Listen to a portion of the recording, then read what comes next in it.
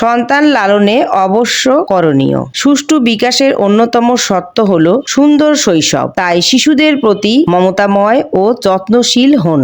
আপনার আনন্দ বা কৌতুকের জন্য শিশুদের রাগিয়ে দেবেন না, কাঁদাবেন না। একসাথে কয়েকটি শিশু এক জায়গায় থাকলে মজা করে তাদের মধ্যে ঝগড়া কুস্তি বাঁধাবেন না। কোনো শিশুকে জোর করে কোলে নেবেন না, এমন ভাবে আদর করবেন না বা কোলে নেবেন না যাতে তার কষ্ট হয় বা সে ভয় পায়। যেমন বগলের নিচে শক্ত করে ধরে উপরে তোলা, শূন্যে ছুঁড়ে দেয়া, মাথা টেনে ধরা, গাল টানা, কান টানা, চাপ দেয়া বা ঝাঁকানো বা কাতুকুতু দেয়া ইত্যাদি। ভয় দেখিয়ে শিশুদের খাওয়াবেন না, ঘুম পাড়াবেন না, ভূত প্রেতের কথা বলবেন না, কাউকে ভীতিকর হিসেবে উপস্থাপন করবেন না। শিশুদের কখনো আঘাত করবেন না। শাসন যেন কখনোই ভীতিপ্রদ শাস্তিতে পরিণত না হয়। কে বেশি ভালোবাসে, বাবা নাকি মা? এ ধরনের প্রশ্ন করে শিশু মনে বিভ্রান্তি সৃষ্টি করবেন না। শিশুদের হাতে টাকা দেবেন না। অভিভাবকের অনুমতি ছাড়া তাকে কোনো গিফট দেবেন না। অভিভাবকের অনুমতি ছাড়া শিশুদের চকলেট, চিপস, ক্ষতিকর কিছু খেতে দেবেন না। তার সামনে এসব জিনিস নাড়াচাড়া করবেন না। টিভি বা কোনো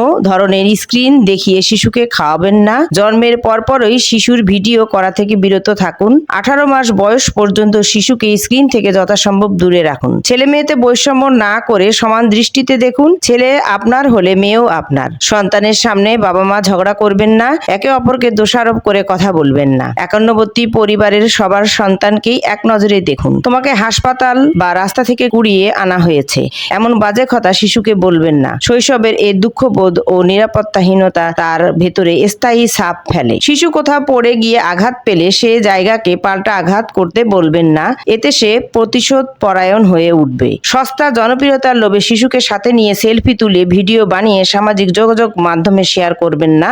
এটা অনৈতিক। শিশুদের সামনে আপনি কোনো ভুল করে ফেললে অকপটে দুঃখ প্রকাশ করুন। এতে আপনার প্রতি তাদের শ্রদ্ধাবোধ ও আস্থা বাড়বে। শিশুকে ভালো ও সৃজনশীল কাজে যুক্ত করুন। বই পড়া, গণিত শেখা, লেখালেখি, ছবি আঁকার জন্য সুন্দর খাতা, কলম, পেন্সিল কিনে দিন। বয়স অনুযায়ী নিজেদের কাজগুলো নিজে করার ব্যাপারে শিশুকে উৎসাহিত করুন। যেমন নিজের স্কুল ব্যাগ বহন করা, পড়ার টেবিল গুছিয়ে রাখা, জুতোর ফিতা বাঁধা ইত্যাদি। শারীরিক অবয়ব, খারাপ রেজাল্ট, দুষ্টমি সহ কোনো ধরনের প্রসঙ্গ তুলে শিশুকে খোঁটা দেবেন না। তার সম্ভাবনার কথা বলে তাকে উৎসাহিত করে তুলুন। আপনার উৎসাহ তাকে সাহসী ও আত্মবিশ্বাসী মানুষ হিসেবে গড়ে তুলবে। সবার সামনে শিশুকে বকবেন না, ভুল ধরিয়ে অপ্রস্তুত করবেন না। মমতার সাথে বুঝিয়ে বলুন, সংশোধন করে দিন। নাম বিকৃত করে শিশুকে ডাকবেন না, খেপাবেন না।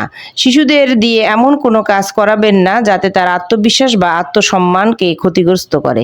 আত্মীয় স্বজনদের মধ্যে ভুল বোঝাবুঝি ও ঝগড়া বিবাদে কখনো শিশুদের জড়াবেন না। পরিবারে মিথ্যা বলা, গালিগালাজ করা, অন্যের দুর্নাম করার কোনো প্রবণতা থাকলে তা পরিহার করুন। তাহলে সন্তান ও ছোটবেলা থেকেই শুদ্ধাচারী মানুষ হিসেবে গড়ে উঠবে। মাদ্রাসা, এতিমখানার জন্য অর্থ সংগ্রহের কাজে সেখানে অবস্থানরত শিশুদের নিয়োজিত করবেন না। ক্রমাগত অন্যের করুণা বা দয়া পেতে অভ্যস্ত হলে সে শিশু স্বাবলম্বী ও দাতা হতে পারে না। শিক্ষার প্রথম ধাপ হিসেবে শিশুকে শুদ্ধাচার শিক্ষা দিন। অন্য ধর্মের কারো সাথে মিশবে না, এমন ধরনের কথা শিশুকে বলবেন না। তাকে সব ধর্ম ও মতের মানুষের প্রতি শ্রদ্ধাশীল করে গড়ে তুলুন। সন্তানকে আত্মকেন্দ্রিক করে গড়ে তুলবেন না। আত্মীয় স্বজন ও প্রতিবেশীদের সাথে মেলামেশার সুযোগ দিন। সন্তানকে মুদি দোকানে বা বাজারে একা পাঠাবেন না। সন্তানকে ভিডিও গেম বা ভার্চুয়াল গেম নয়, বাস্তবে অন্য শিশুদের সাথে খেলার সুযোগ দিন। পরিপূর্ণ বিকাশের জন্য মানুষের সংস্পর্শের কোনো বিকল্প নেই। শিশু সন্তানকে অতিরিক্ত উপহার, খেলনা ও বিলাসী জীবনে অভ্যস্ত করবেন না। আত্মীয় স্বজনদের দেয়া উপহারের মধ্যে তুলনা করতে শেখাবেন না। ছোট বড় প্রতিটি উপহারেই যে মমতার প্রকাশ, এটা তাকে বুঝতে শেখান। শৈশব থেকেই সন্তানকে বলুন, তোমাকে ভালো মানুষ হতে হবে, মানুষের কল্যাণে কাজ করতে হবে। দেশের ঐতিহ্য ও সংস্কৃতি ও বীরত্ব গাথা সম্পর্কে শিশুকে ধারণা দিন। সে যে এক মহান জাতির উত্তরসূরি, এ প্রত্যয় তার মনে গেঁথে দিন। আমি বিশ্বাসী, আমি সাহসী, আমি পারি, আমি করব, আমার জীবন আমি গড়ব।